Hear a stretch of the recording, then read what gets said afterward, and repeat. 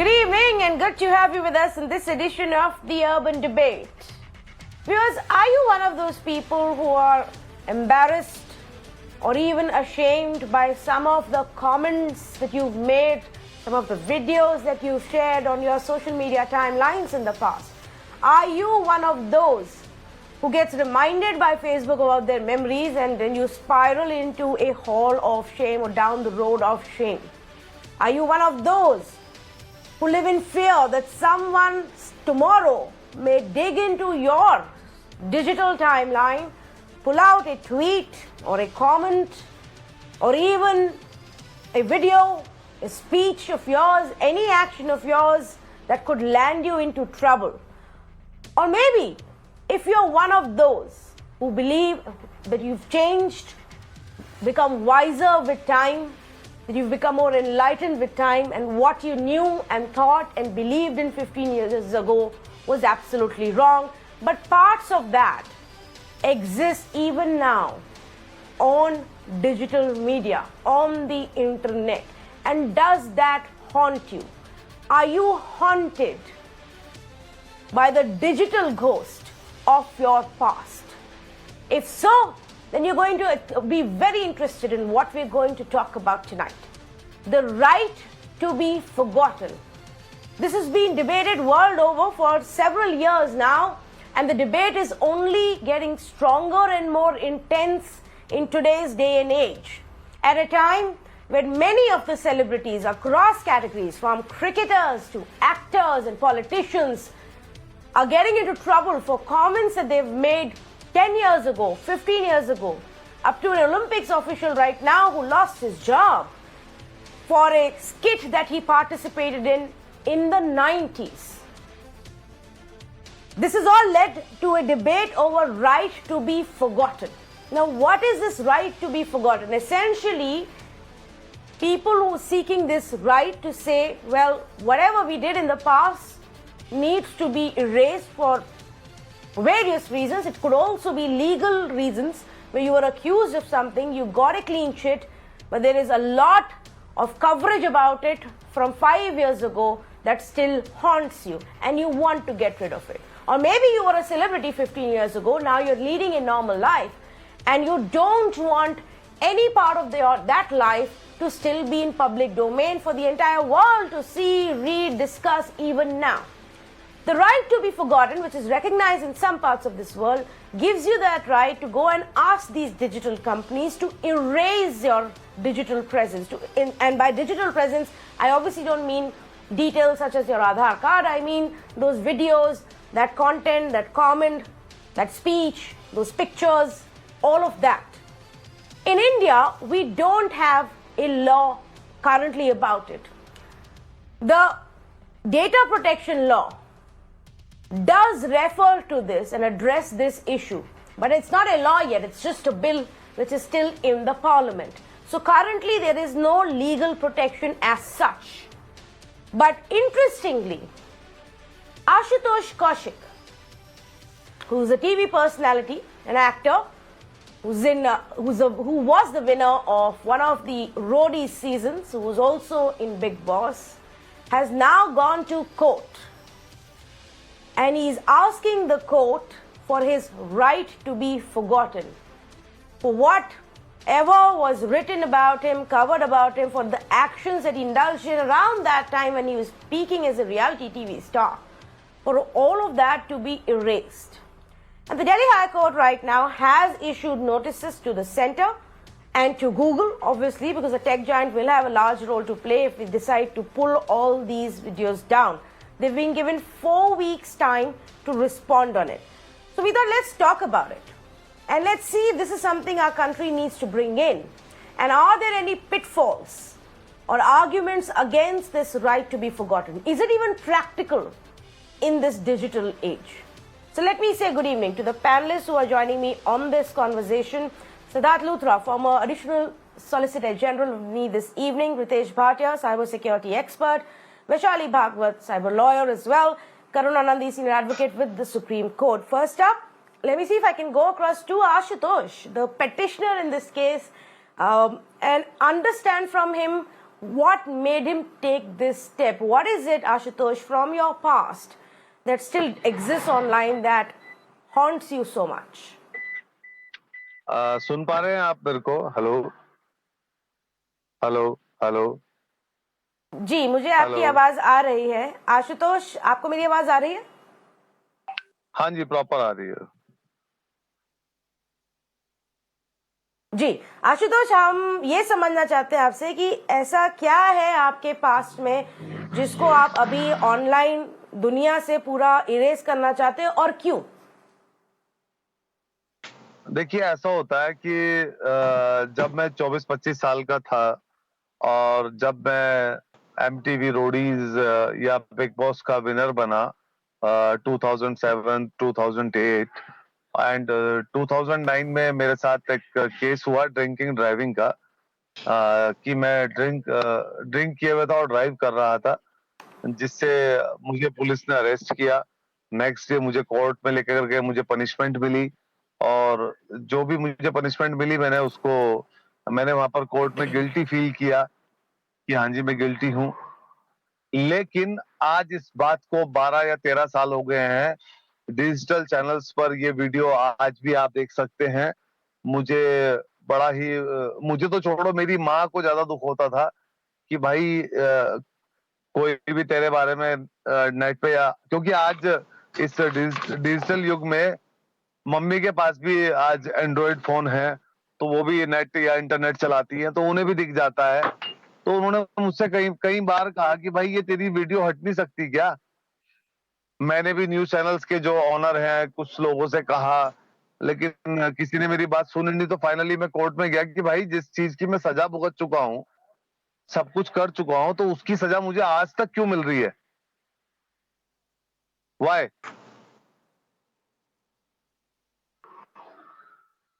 कि मतलब कोई तो आप कानून ही नहीं अभी बचा भी क्या? आपको आशुतोष वो देख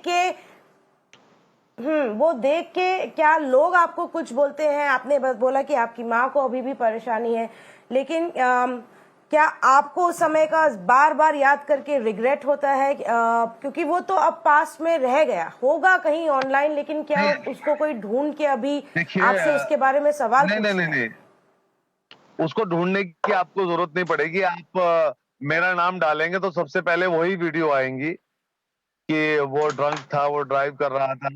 और रिग्रेट की बात ये नहीं है कि मुझे रिग्रेट इसलिए नहीं होता क्योंकि मैं स्कूल कॉलेजों में सब बच्चों को या स्कूल के स्टूडेंट्स को बताता था कि देखो बेटा, मेरे साथ ड्रिंकिंग ड्राइविंग हुआ था और ये गलत चीज है, आपके साथ मत। तो समझदार वही होता है जो दूसरे की गलती से सीख ले। मैं आपको आज सिखाने आ रहा हूँ, लेकिन मेरी फैमिली पर जो इसका इफेक्ट पड़ता था, या मेरे कमर्शियली कह लो कि या मेरी शादी के लिए कह लो, लड़की वाले मुझे देखने आए और जैसे ही गूगल पे मेरा नाम सर्च करें तो वही 10 साल मामला निकल के सामने आता था कि भैया अरे ये लड़का तो बड़ा ड्रिंक करता है। 10 साल एक दशक होता है, दुनिया बदल जाती है। लेकिन मैं उसकी पनिशमेंट आज तक भुगत रहा था। बहनों को आज ही मुझे कोई भी वहां से यूट्यूब से लिंक भेज देता है, अरे भैया ये कहाँ फंस गए थे आप? अब मैं उसको ये बताऊं कि नहीं भाई, ये 10 साल पुराना है, आज का नहीं है, इस पे आप डेट देखो। मुझे ये सब बातें उसको बोलनी पड़ती हैं आज भी। हम्म हम्म ओके, आप मेरे साथ बने रहिए, क्योंकि जो आप कह रहे हैं उसी बात पे और चर्चा, और क्या एक बड़ा लॉ लेके आने की जरूरत है अभी, और उसमें क्या बेनिफिट्स है या डिसएडवांटेज है, वो हम यहाँ इसके बारे में चर्चा कर रहे हैं। तो Ashutosh, stay on with me. I also want to bring in Ritesh Bhatia on this, because Ritesh, this is just one example what Ashutosh has described to us, his own personal experience.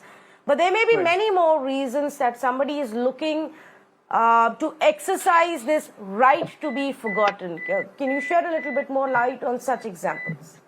Sure, Tanvi. Thank you for having me on your show. So, Tanvi, I think, the way our country is also, I think there is a bigger right, and that is like the right to be forgiven. Whatever he's done, he's already gone through it. He served his things and all. He's got a right to be forgiven also. So it's just not about right to be forgotten. Now, let us look at some other examples also. Just yesterday we, got somebody arrested because he had put up like, he had morphed the face of a particular victim and then he had put it up online. It went on to several porn websites. And for 2 months, the 20-year-old girl was like, mentally she was exhausted. She was finished. She was totally under tension all the time that if anybody is going to like Google my name, the pictures were coming up in the search results. So that is one thing. So just imagine what all is happening to the victims of like revenge pornography, victims of sextortion. There's a lot that's happening, and it's not just Google. There are many other platforms also. Then I have another case wherein there is an industrialist who approached me because whenever you Google his name, now he's been acquitted in that case. It's like done and it's gone. It's a 15-year-old case or maybe 20-year-old case. But whenever you just look for that, that particular things comes up, and now that's affecting his particular business. Now, look at doctors, the kind of reviews we give. Somebody who just gets disgruntled and he just goes and puts something about that doctor. The doctor also the other people also kind of then, they have that doubt, oh, why he doesn't has like 5 stars, why this person has written. So there are many, many such examples. It's also happening with companies, with their products. I remember on a case that I investigated, it is a very, very large FMCG, and somebody just made a viral video that there is some adulteration in this, and the video went so viral that till today, whenever you just go and try to when you search for it again, that video pops up. And this definitely even affects business. So it's just not like mentally how it affects, like the way it has affected my the victim I spoke about, or Ashutosh. It's also about what's happening to the doctors, to the big companies, and to many other people. Tanvi.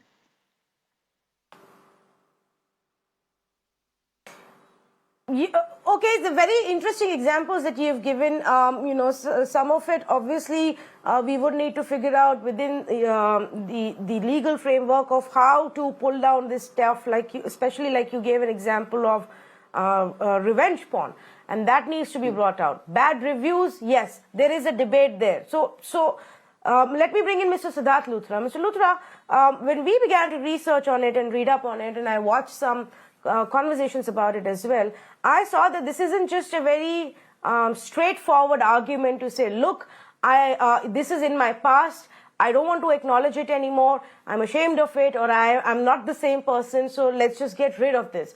Or I've been acquitted now, so these allegations are not even true, I want to erase all of it. That's the simple, understandable part. But are there any pitfalls? Is there an argument to be made about right to free speech or right to information or media coverage? If we are covering a specific incident, can we actually erase that from our history? I think we need to balance the two sets of rights.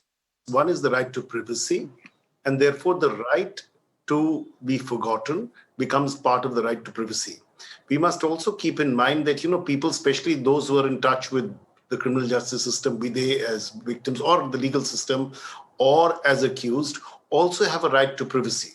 So the difficulty today is that errors of youth should not haunt you, because each of us have the right to evolve, each of us has the right to improve, each of us has the right to change.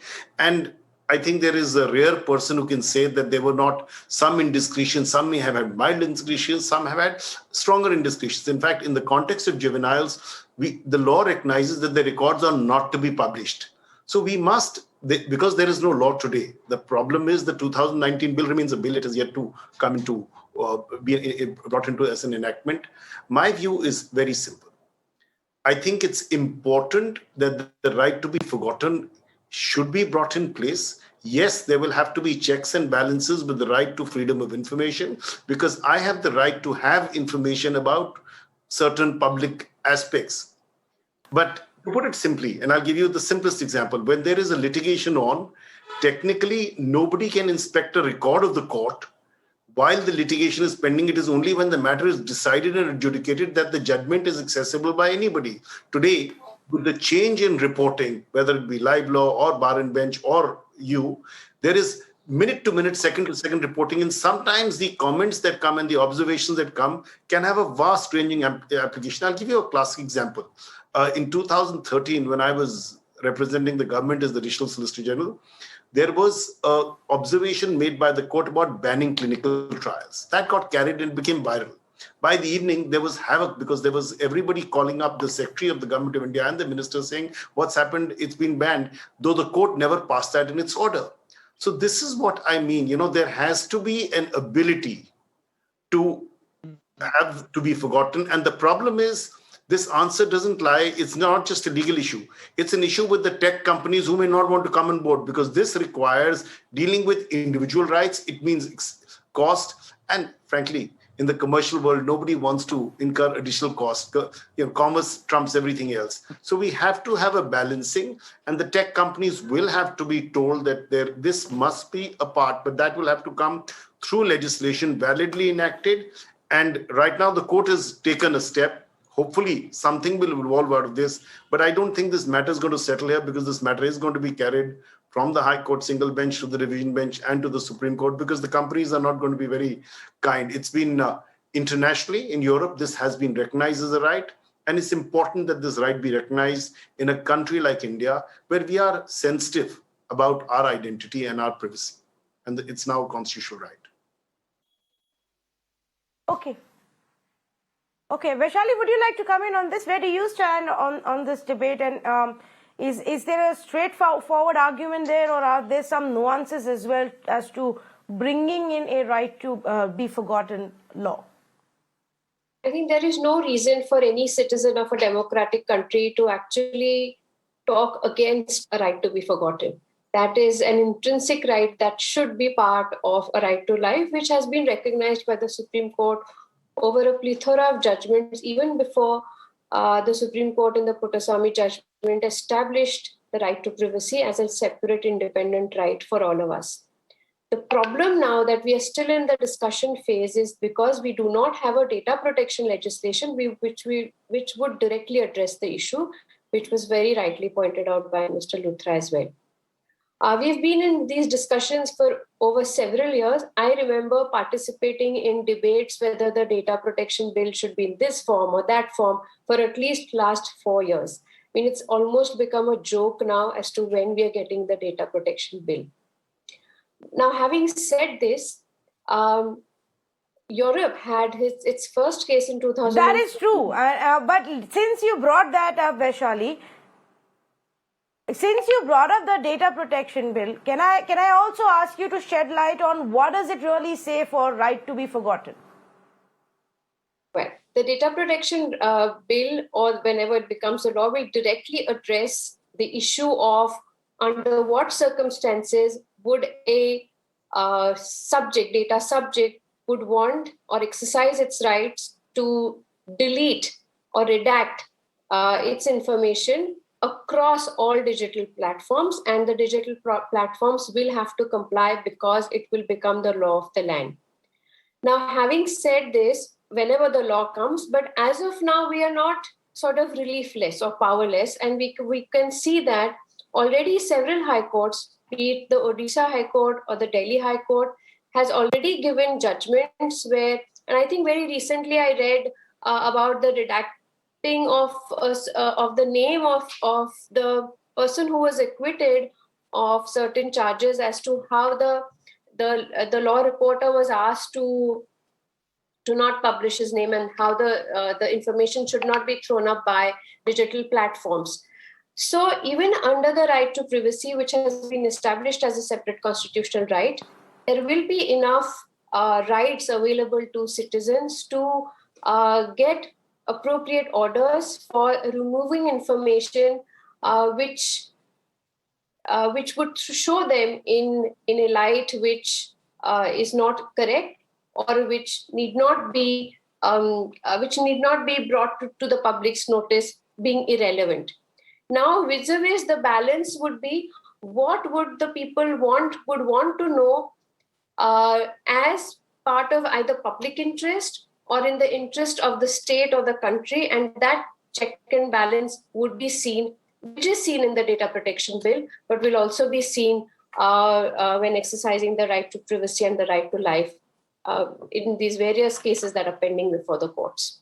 If I may just add one thing to what Vaishali said. Yes, please, go ahead.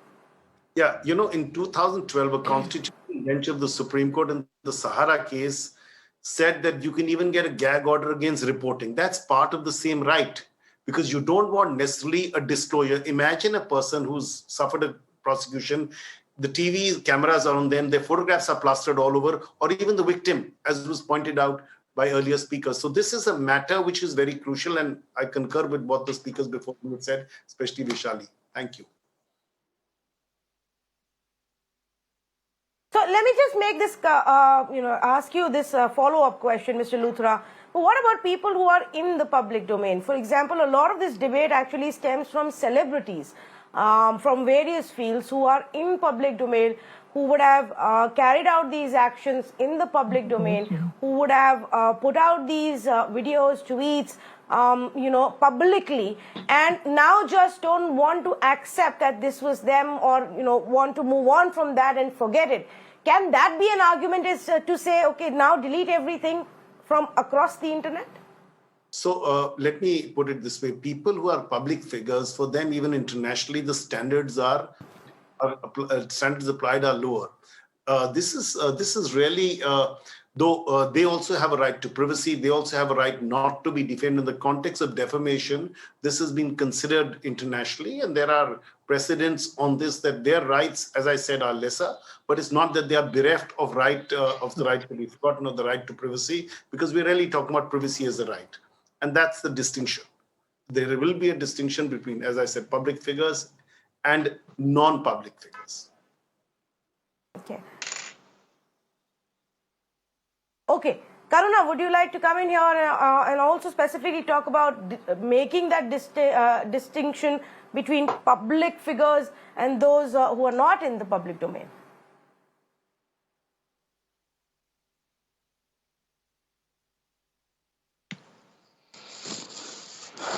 Sorry, I think I lost you there. Making that distinction between what? Between whether this law can apply to everybody, and does it also apply in the same ways to people who are who are public figures? It's very clear the two issues that need to be balanced, which I think many of the speakers before me have recognized. On the one hand, you have the right to know. And we must remember, by various constitutional benches, in the Ministry of Information and Broadcasting versus the state of West Bengal, for example, and the SP Gupta, the 3 judges' cases, the right to know is very much a part to the right of freedom of expression. On the other hand, as again, speakers before me have understood and recognized, the right to privacy is a right that is embedded in the right to free expression, but also, and this is important, in the right to life and the right to dignity and the right to equality before law, right? Now, how do we balance these two rights? I think in the case of children and the information that children have put out on the internet, or the information that has been put out about children on the internet without their consent, the issues are fairly clear. While children have a right to have evolving consent as they grow older under the Child Rights Convention, there's the Juvenile Justice Act, as Mr. Luthra pointed out. There is, it's much easier in those cases.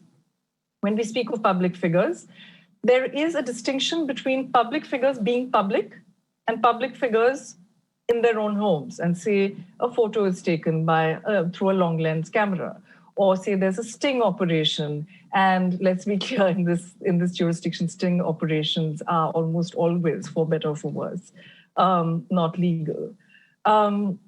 So I think that the legislation that was being spoken of, we desperately need legislation on data protection, but the data protection bill absolutely should not be passed. It gives way too many rights to government. In terms of data localization, there is the illusion that if data is localized on servers in this country, that you have access to it, which is a very, very limited sort of understanding of how encryption, for example, works. And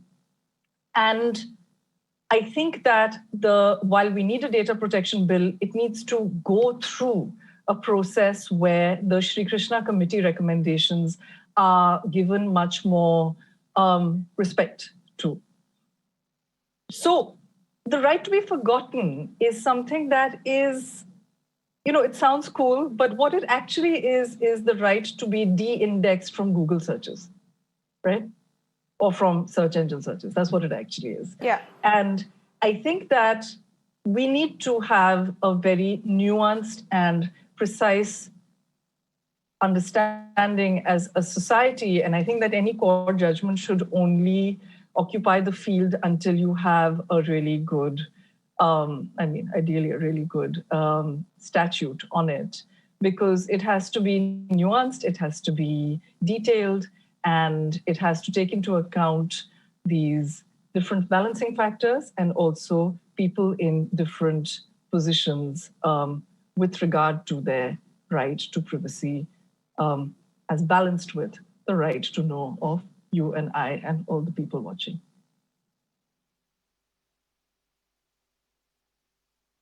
Okay.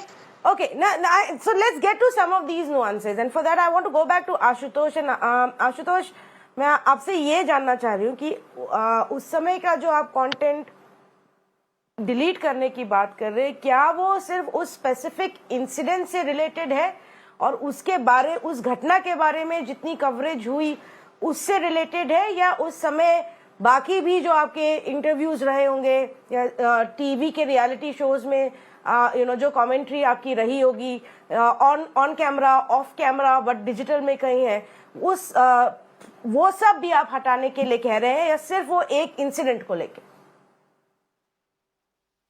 नहीं, मैं सिर्फ उसी के लिए कह रहा हूँ जो मेरा ड्रिंकिंग ड्राइविंग हुआ या कुछ भी हुआ, क्योंकि आज मैं जितना भी खुद को या इतना मैं सुधरता हूँ, और जब कहीं वो वीडियो फिर मेरे सामने आता है तो मैं ये देखता हूँ कि तेरा सुधरना तो बेकार हो गया, और मुझे वो कहीं ना कहीं क्राइम की तरफ लेकर ही जाता है वो video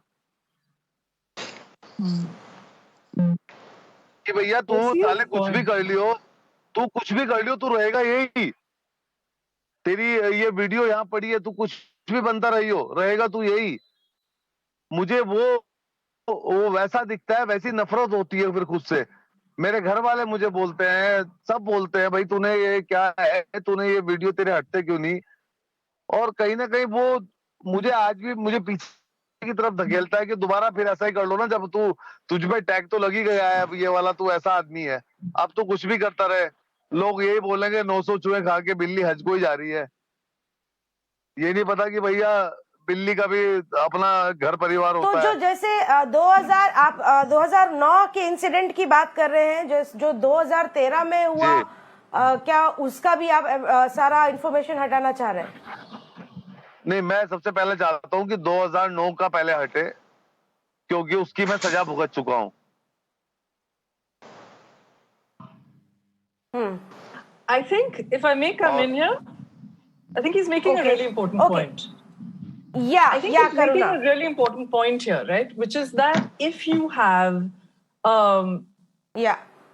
if you have committed a crime, for example, and if you have received the sentence for it, say you weren't acquitted, say you received the sentence for it and you served it and you have changed as a person, right?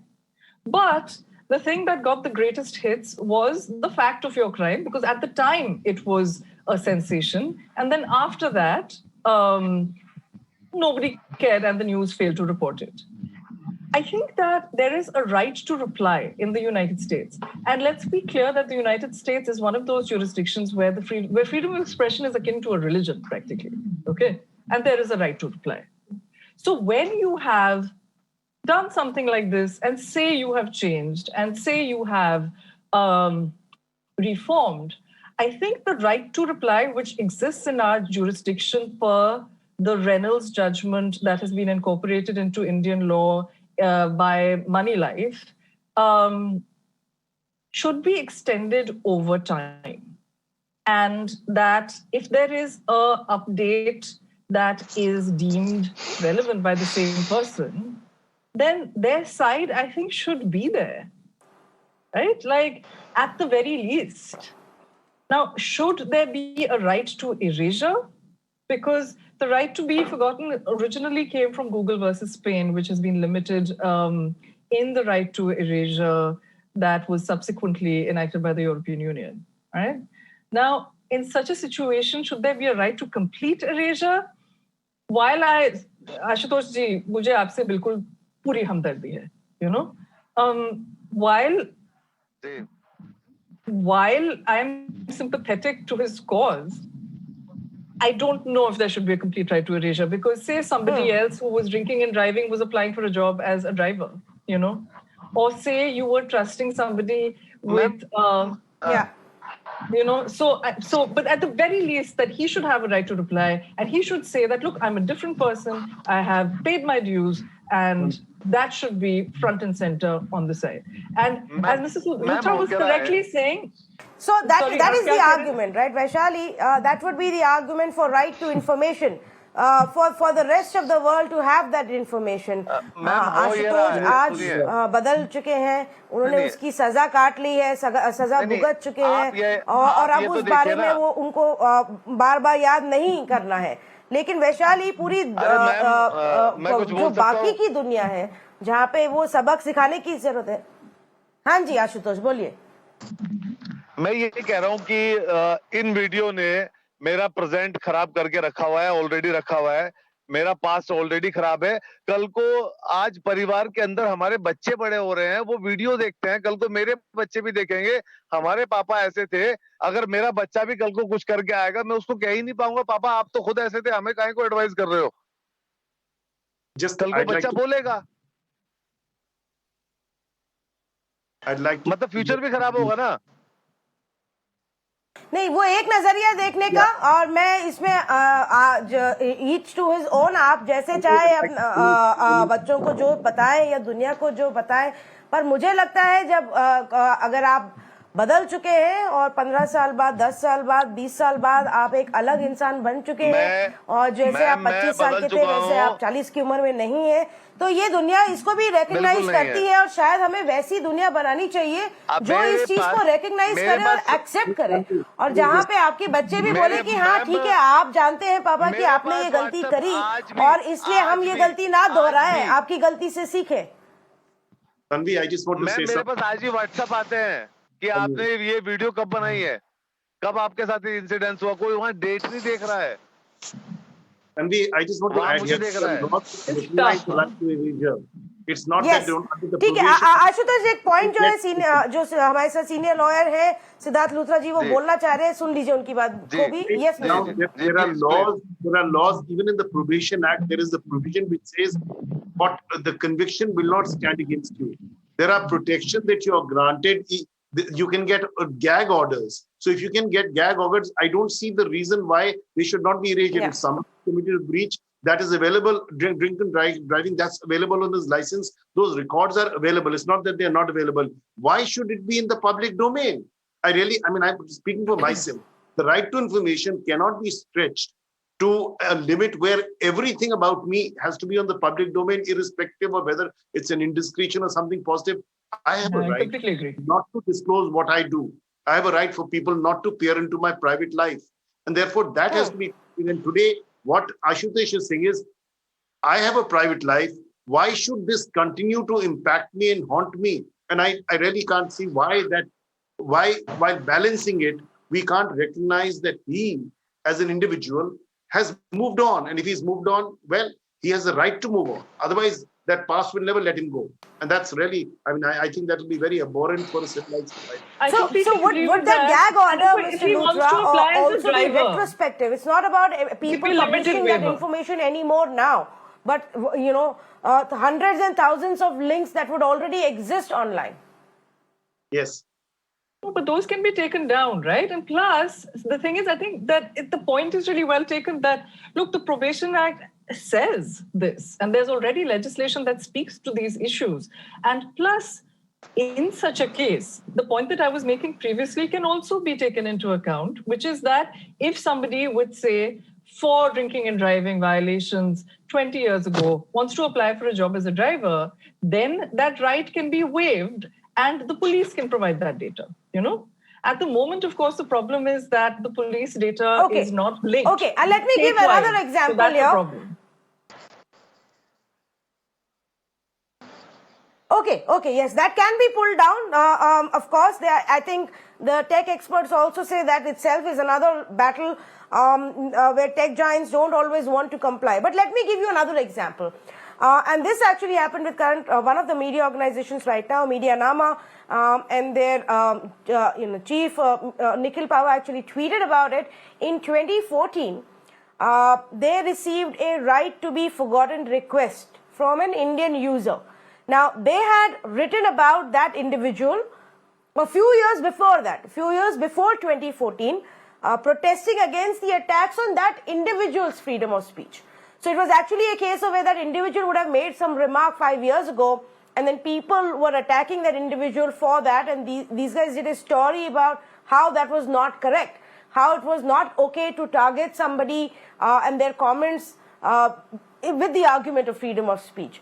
But because there was so much of pressure, that person wanted to retract the statement and completely wipe it off from everywhere, and hence this right to be forgotten notice was sent to Medianama.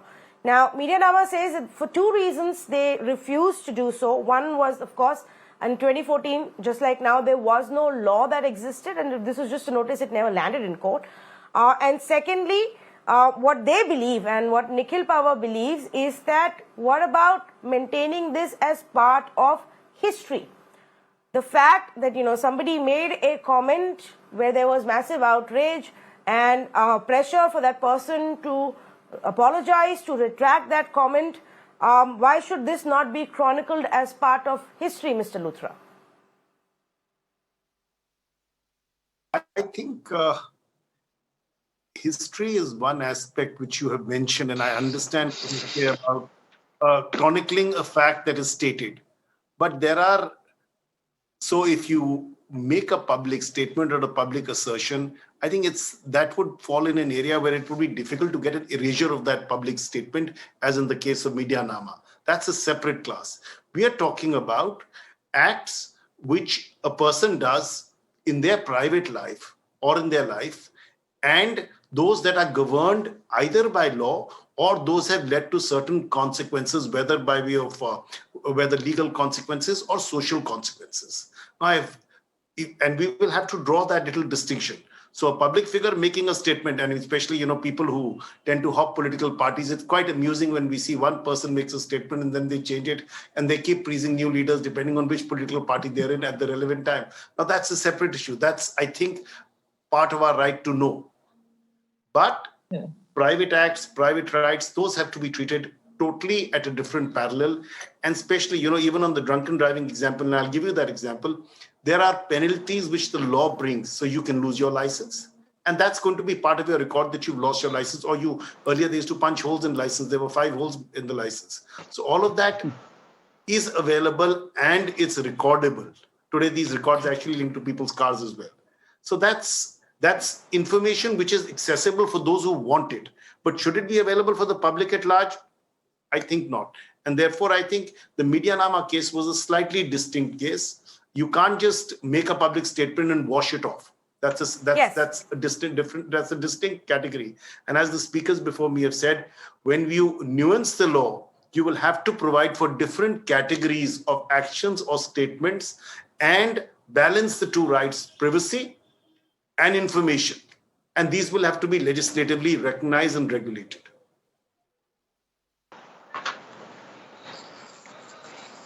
Okay, Vaishali, would you like to comment on this as well? And of course, the two are not comparable, but these would be the nuances that come into play when you bring in such a law, if you want to.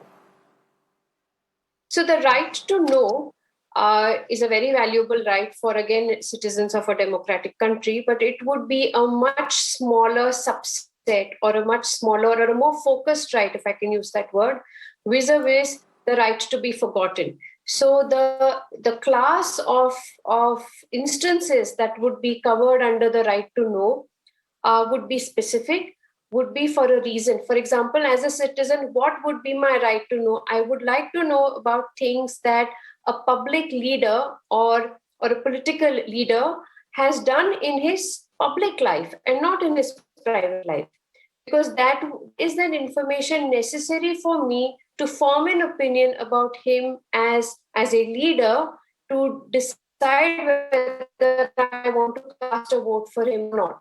So the distinction between the private and the public is important. The distinction also between a right to know about information relating to the public figure, about relating to his work or his profession, would come under the subset of the right to know.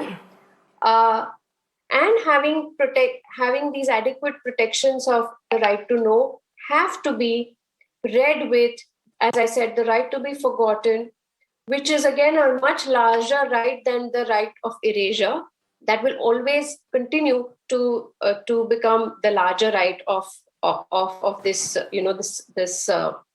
how these two rights perhaps are interlinked. I think all the discussions and how the high courts and the Supreme Courts have been deciding towards the protection of the right to be forgotten also indicates that even we as a democracy are moving now in the right direction. Late than never, 2014 was the decision that was given by the European Union holding the right to be forgotten.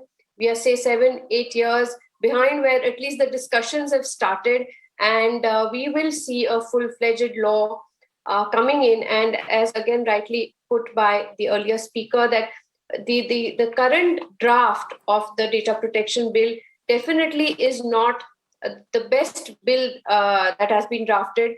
The reports of Justice Sri Krishna Commission has to be looked into so that just wide sweeping rights to the governments are not given under that law, because again that would become a farce actually if that sort of a data protection act is in a way thrown at our place. I'm sorry to use such strong statements, but that's how strongly I feel about the legislation. And once that gets balanced out, I can totally understand that.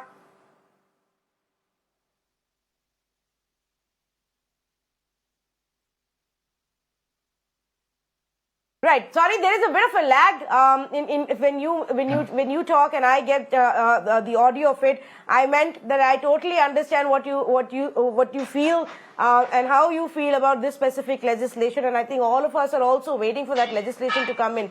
Very quickly, I just want to go back to Ritesh for one more comment on one interesting aspect that you raised, Ritesh, which is also on the corporate side. So we've discussed so far the individual's right to be forgotten, which by far largely everybody agrees on and says that there needs to be a balance between right to privacy and right to be forgotten versus right to information. But what about the corporates? I mean, wouldn't then that end up becoming a very dangerous tool in the hands of powerful entities? Absolutely. So that's the reason, Tanvi, we need to understand whether it is right to information, right to know, right to be forgotten. There are things like these, that has to coincide with the law of the land. We need to respect the law of the land, and our country should decide about these things. What is really disturbing me, because I've been in tech for more than now 20 years, is that the tech giants are becoming larger than the democracies. They are controlling everything. So whether a person who's even acquitted or whether a corporate which is there, they just want to control everything, and they're just getting super powerful, which is really not good for the democracy of any particular country. Coming to your point of corporates, Tanvi, it really see, there are also positive sides to this particular thing, because that's what the internet is about. When you come to know you want to join a particular company, you get a lot of information about that company on the open web, and that's where we have this OSINT, open source intelligent tools. It's also kind of helps us, when I did the cases on child sexual abuse material, all this information was really very helpful. So I'm just diverting just to tell you the positive side about it also. But as far as again the corporates are concerned, people will have to use their kind of judgment or their intelligence to understand that what is happening, what the public is talking about the corporate, whether it's really making sense or not. You just can't go onto one particular page and make a decision about it. You really have to see and different channels as such. Now again, a corporate that is like listed and all, I think as Vaishali rightly said, now this becomes a more of a public information which is important for the investor or even the consumer to make the right decisions. Tanvi. Okay, we're going to leave it at that. It was an extremely interesting conversation. So many aspects and nuances to it. Of course, not a brand new debate. Even in our country, it's happened. There have been legal instances as well where the courts have given orders, in a sense, in agreement with right to be forgotten. But let's see what happens now that Ashutosh has gone to Delhi High Court. Notices have been issued to the center and to the tech giant Google, and where that goes, and if indeed we can finally get a proper legal framework for this right to be exercised in our country. I think it is extremely important, viewers, to have that legal framework, not only to protect your privacy, not only to help people move on from their erroneous past or horrifying past, not only for those who've been acquitted or given a clean sheet of false allegations and they're wanting to now erase all of that from the past, but also because there has to be some balance. There also has to be an aspect of what about keeping a record for history? What about people knowing what kind of an corporate they're going to? What about corporates knowing what kind of a person they are actually hiring? So there are multiple aspects to it. It's not a very straight-jacketed argument here, which is why it will be interesting to see how the legal framework is brought about, if it is at all. Thank you so much for joining us on this conversation.